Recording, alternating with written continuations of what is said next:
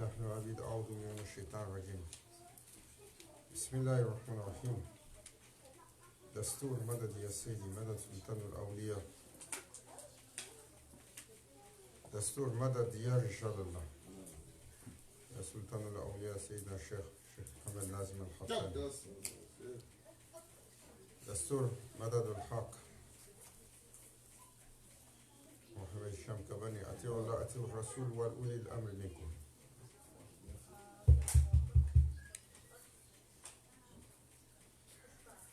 Bienvenue dans cette assemblée pour laquelle nous invoquons la guidance d'Allah Azza wa Jal, que nous soit accordée une connaissance bénéfique, une connaissance ou un savoir qui nous rapprochera d'Allah, qui nous rendra meilleurs, qui nous approchera de l'imitation du prophète sallallahu alayhi wa sallam. À travers la guidance de nos mashayikh.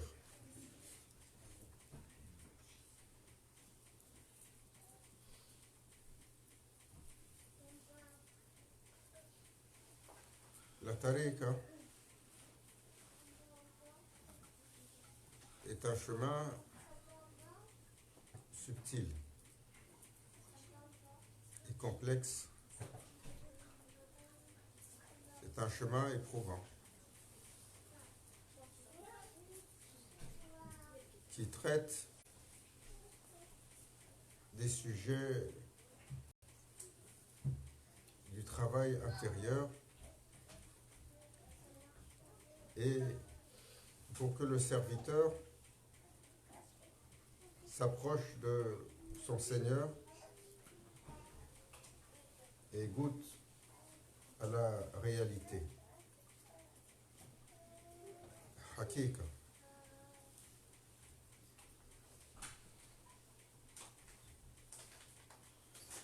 Ce monde est une illusion. C'est pour ça que Allah Azza wa Jal, il l'a comparé à l'aile d'un moustique.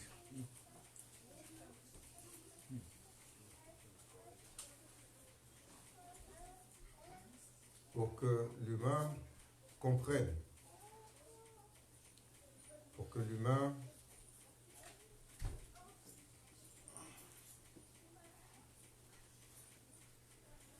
élargisse sa connaissance, mais celle qui le mène dans la présence d'Allah.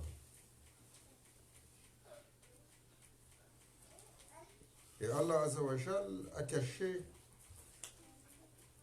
dans sa subtilité, Allah il est Al-Latif, le subtil. Il a caché dans des manifestations les plus humbles.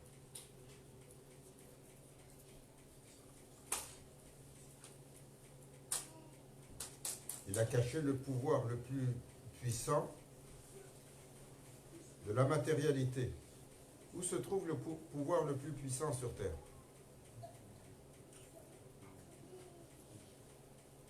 Dans la matérialité, il se trouve dans, quand on parle des éléments, il se trouve dans l'atome.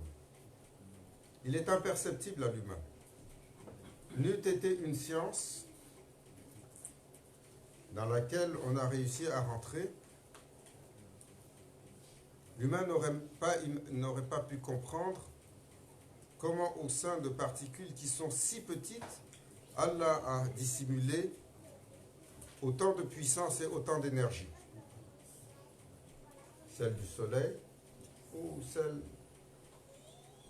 que nous voyons aujourd'hui.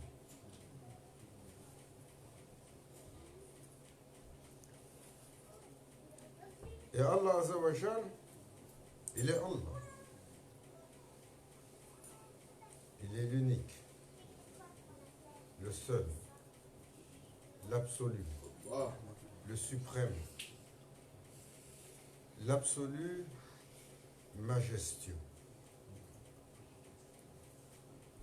Il est et nous ne sommes pas. Pourtant, nous avons l'air d'être là et Allah Azzawajal s'est voilé de notre là. Pourtant, ni les cieux, ni les terres, ni les univers, ni les paradis, ni toutes les créations, aussi grandes qu'elles soient. Et si on prenait cet univers et qu'on le mettait dans un grain de sable, dans un autre univers, et qu'on répétait, et qu'on répétait, et qu'on répétait, et qu'on répétait, jusqu'à l'éternité, et encore plus loin, tout ça ferait partie juste d'une manifestation d'un de ses attributs.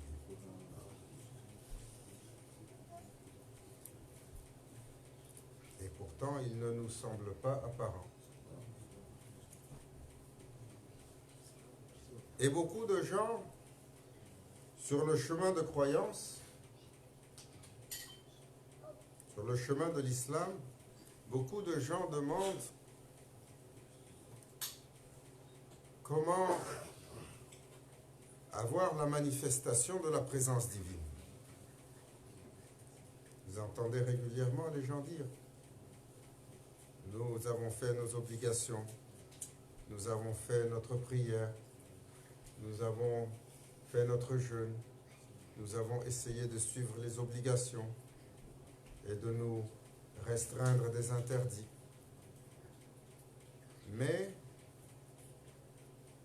cette présence, nous ne la sentons pas. Pourquoi? Parce que Allah Azza wa Jal dit: ni les cieux, ni les terres ne peuvent me contenir. Illa qalbul mu'min. Mais le cœur du croyant peut porter la manifestation d'Allah et sa présence. Et donc, pour le serviteur qui se questionne,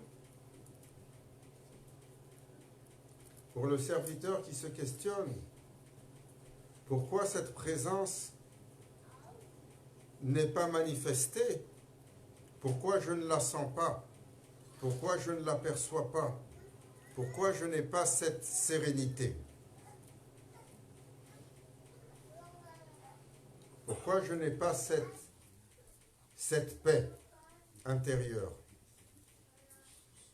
pourquoi je n'ai pas ce taslim, cette soumission dans cette vie. Pourquoi je goûte la dépression? Pourquoi je goûte à l'anxiété? Pourquoi je goûte à tant de tristesse? Ce sont des questions que tous les humains se posent, ceux qui sont sur les chemins de la révélation. Et ils sont nombreux à adorer, à remplir leurs obligations, tels des pantins ou des robots, sans que ne se manifeste un état intérieur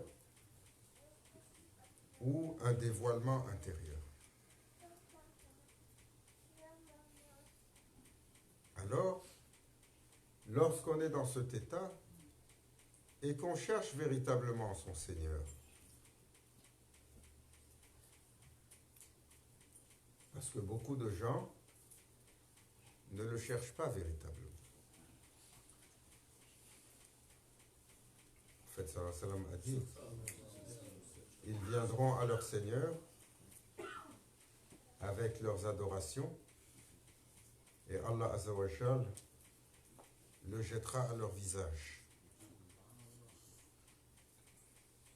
Ô mon Seigneur, j'ai fait la salate pour toi. Ce n'est pas pour ton Seigneur que tu l'as fait, ô mon serviteur. C'est pour toi-même. C'est pour la glorification de ton propre nafs. Oh, Ya Rabbi, pour toi j'ai donné fisabilillah. Ce n'est pas pour ton Seigneur que tu as donné. Tu as donné pour la glorification de ton propre nafs, ton propre ego. Oh mon Seigneur, pour toi j'ai accompli le jeûne. Ce n'est pas pour ton Seigneur que tu l'as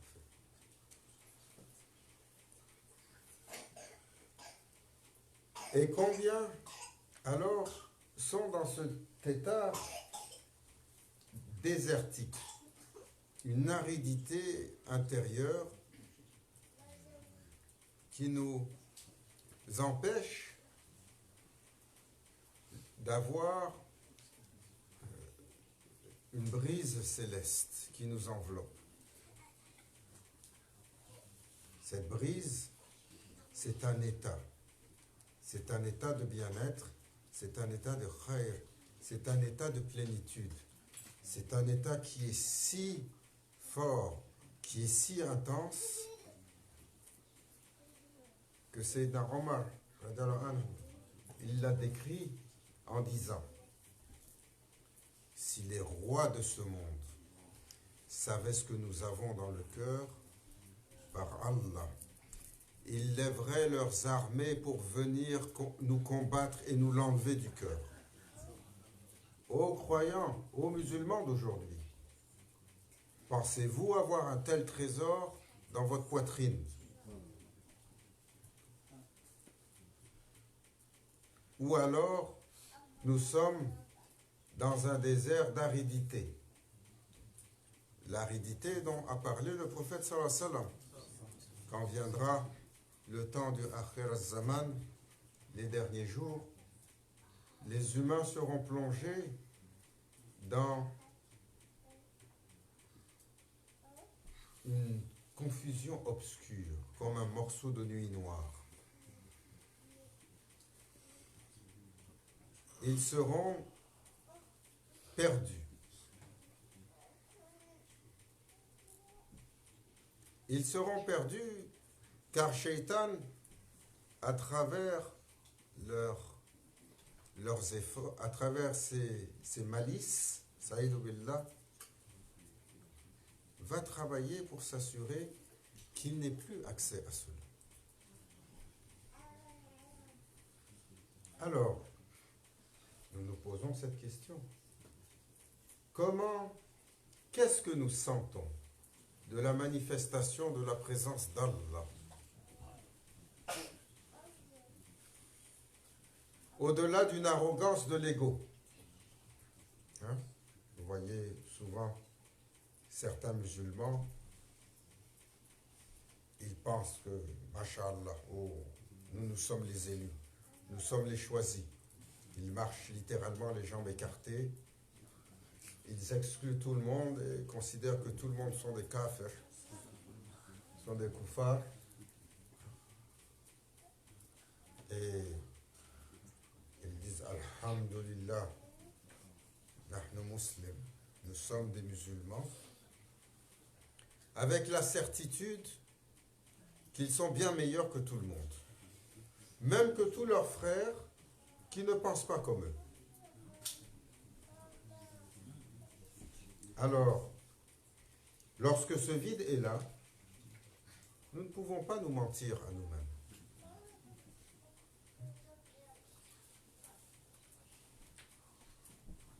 Nous ne pouvons pas nous mentir à nous-mêmes. Parce que la prétention est une maladie si grave chez l'humain. Parce que le nafs, il veut la suprématie. Il veut la position la plus haute. Alors même sur les chemins de spiritualité, le nafs joue et l'humain prétend. Le musulman, il prétend qu'il est, mashallah, le bon musulman. Ou il prétend qu'il est le croyant.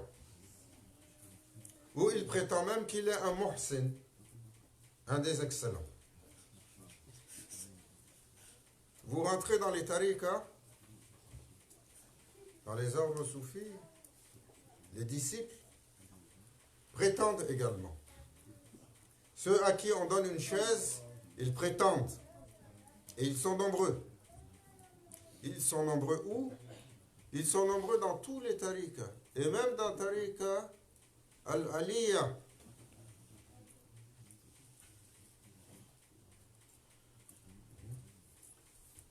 Alors nous leur demandons, avec tout le respect qu'on a pour eux, soyez honnêtes avec vous-même.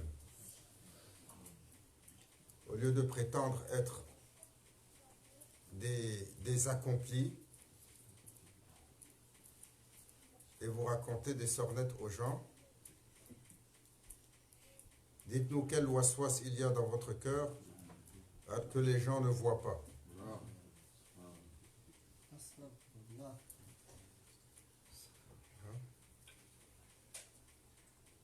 Si vous prétendez être des awliya, aussi nombreux que vous êtes, décrivez-nous leur assemblée.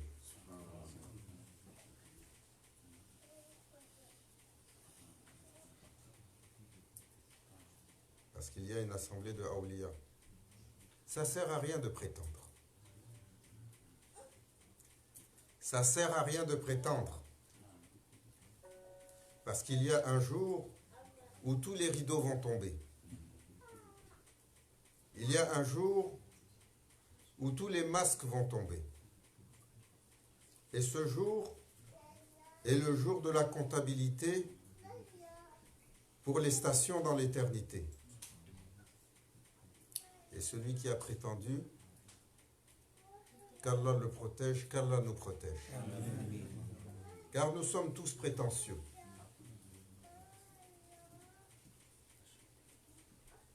Rana Cheikh Nazim,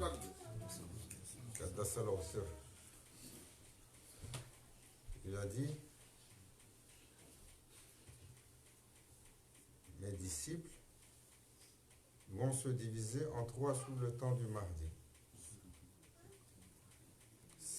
Un groupe, il va rester avec moi. Un groupe, il va partir. Un groupe, il va suivre le Dajjal.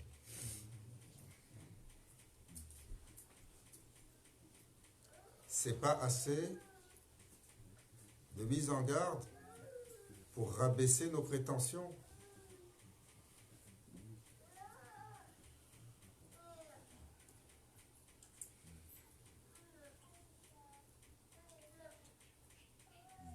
Alors,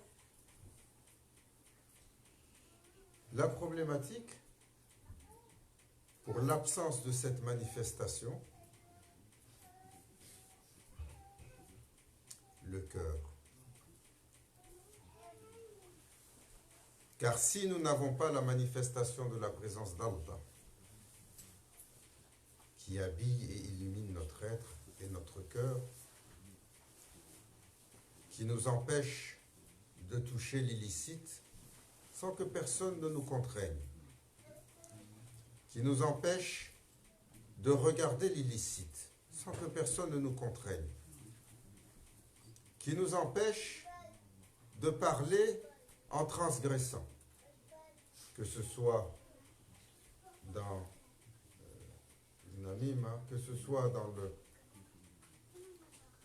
dans le colportage, dans le mensonge, dans la moquerie, dans le faux témoignage, dans le piaillage inutile. On est tous comme ça. Ou dans la calomnie, ou dans le fait de parler dans le dos de son prochain. Celui qu'on trouve qui ne parle pas dans le dos de son prochain peut être 1 sur 1000 aujourd'hui.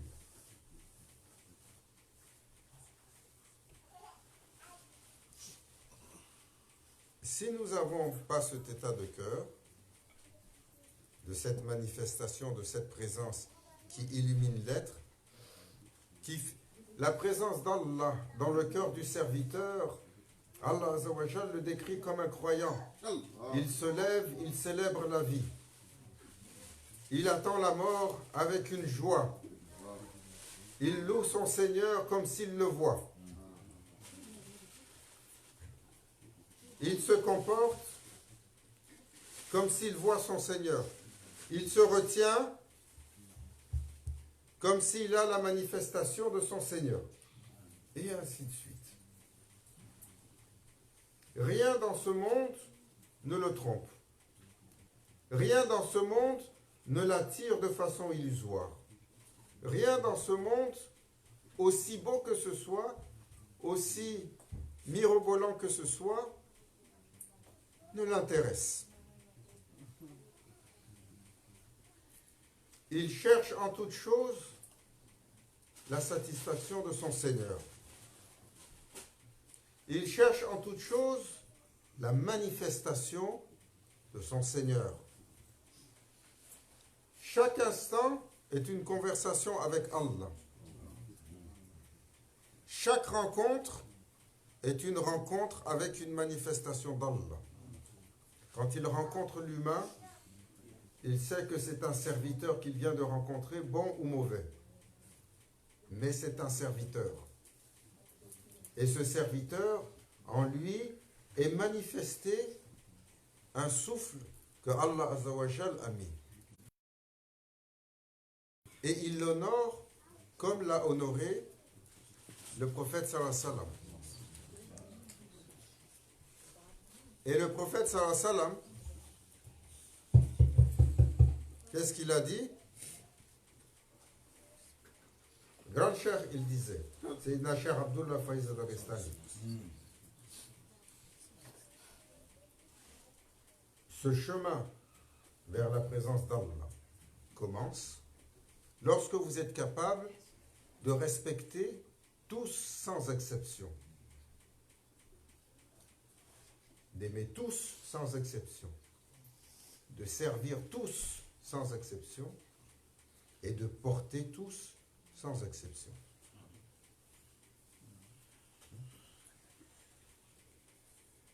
C'est notre chemin. Alors avant de nous perdre dans nos propres prétentions, qu'on se pose cette question. Ya Foulan, est-ce que tu aimes tous?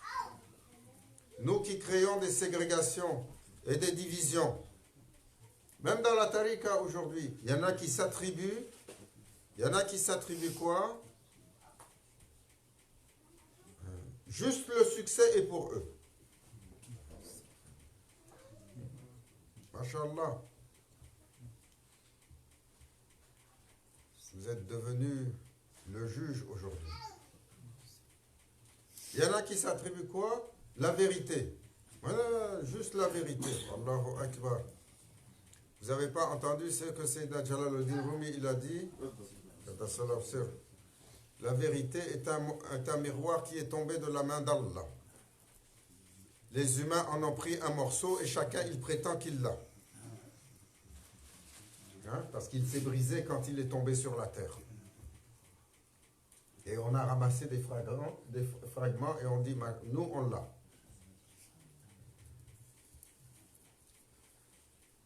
La réalité, l'accomplissement.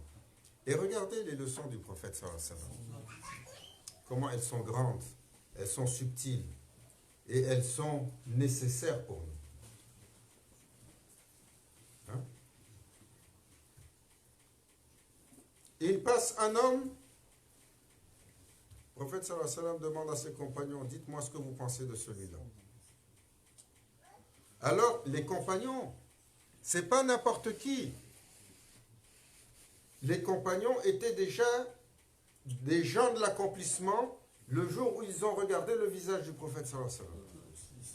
Ils ont atteint, comme il disait Mujadadi al-Fissani, Imam Rabbani, l'état de Baqa.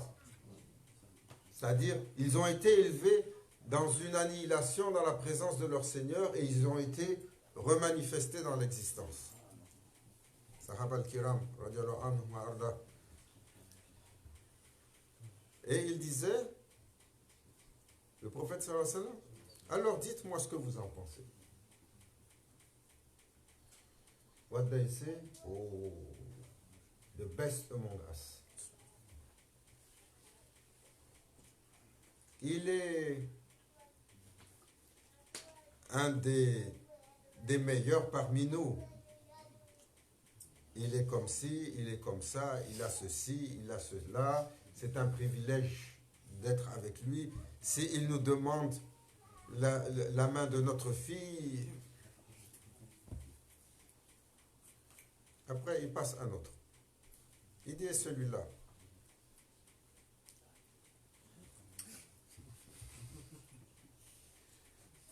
Celui-là, hein, dans le monde d'aujourd'hui, on dirait, qu'Allah nous pardonne d'utiliser les termes de un loser, hein, un perdant.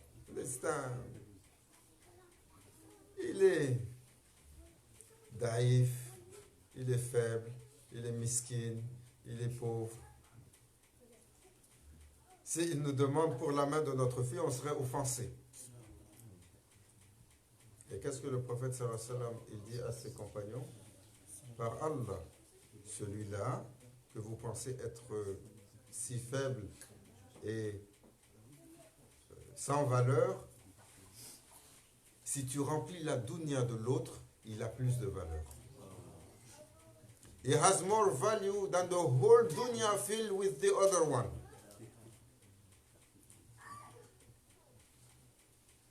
Comment il était? Anonyme, sans prétention. Et il n'arrive pas comme avec un déploiement de pan, peacock. Like today, you see, comme aujourd'hui on voit, nos savants et nos ulémas et nos leaders et nos présidents et nos prétendus chouyouk. Il faut déployer, il faut étaler, il faut les louanger, il faut les encenser, il faut leur dérouler le tapis rouge, il faut lister tous leurs titres, il faut les appeler votre éminence, votre honneur, votre sainteté, votre grâce.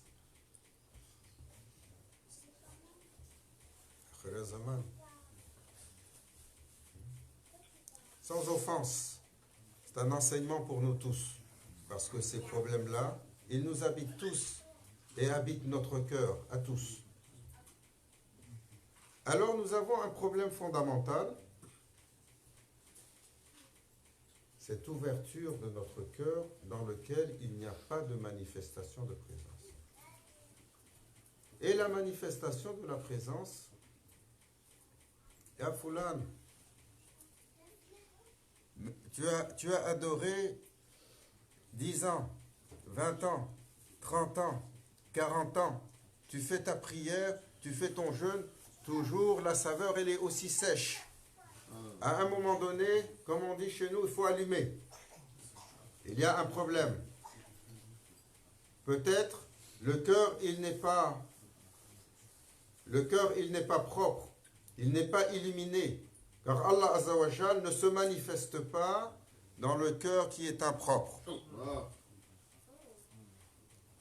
Alors comment illuminer le cœur? Ya ayyuhalladhina amanu ittaqullaha wa kunu ma'a sadiqin. Allez chercher les gens de la vérité, dont le cœur brille comme 1000 soleils et leur présence irradie, illumine. Qu'est-ce qu'ils vont vous dire? Ça, c'est de la bid'a. C'est de l'innovation. ce mot, ce principe, il est en train de gangréner l'intégralité de nos mosquées aujourd'hui. Que vous le vouliez ou que vous ne le vouliez pas, c'est un doctrinal salafi. C'est un doctrinal wahhabite de traiter toute chose avec laquelle ils ne sont pas d'accord d'innovation. En train de perdre la Ummah, de perdre la nation. Et les mêmes qui ont écrit les lois pour le peuple sont des gens qui sont bien assis confortablement dans leur chaise. Ils ont maintenu la Ummah dans un état de sous-développement intellectuel, de sous-développement matériel et de sous-développement spirituel. En élaborant des lois si rigides, si dures, ils sont tous assis dans les palais et ils reçoivent des chèques généreux de leur gouvernement, y compris nos imams dans ces pays, qui ont des salaires, qui ont des maisons, qui ont des voitures payées et qui disent au commun, n'allez pas acheter des maisons parce que ça c'est du riba.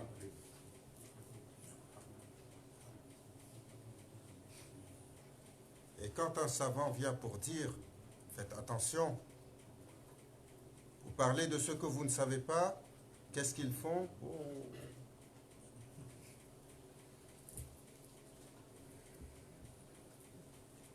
Il y a une rencontre un jour. Sayyidina al-Mahdi alayhi salam, il arrive sur cette terre. Son premier ordre d'Allah Azzawajal, après qu'il ait prononcé son takbir, c'est d'exécuter 70 000 savants de cette nation. Pour ce comment ils ont égaré la Ummah. Les gens rentrent ici, dans une zaouïa. Tous les titres nous ont été donnés. Qu'on ait des idolâtres, qu'on ait des adorateurs, qu'on ait des magiciens, qu'on ait des danseurs, qu'on ait des consommateurs de ci, qu'on ait des consommateurs de ça. Les gens n'osent pas approcher une zaouïa et ils oublient que leurs parents ou leurs grands-parents étaient dans des zaouïas pour l'éducation spirituelle. Hein? Et qu'est-ce qu'ils disent quand on leur rappelle que leurs grands-parents sur 1000 ans étaient dans des zaouïas? Oh, ils étaient égarés. Masha'Allah. Allahu Akbar. Ça, c'est de l'illégitimité pour un enfant qui traite son parent, qui a fait toute sa vie la sajda en disant La ilaha illallah Muhammad Rasulullah, de le traiter d'égaré.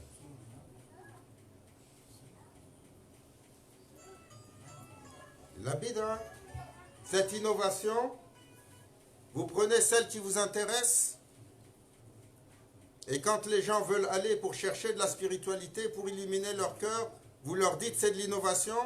Vous avez des chapelets, c'est de l'innovation. Vous voulez célébrer le Maulid, c'est de l'innovation.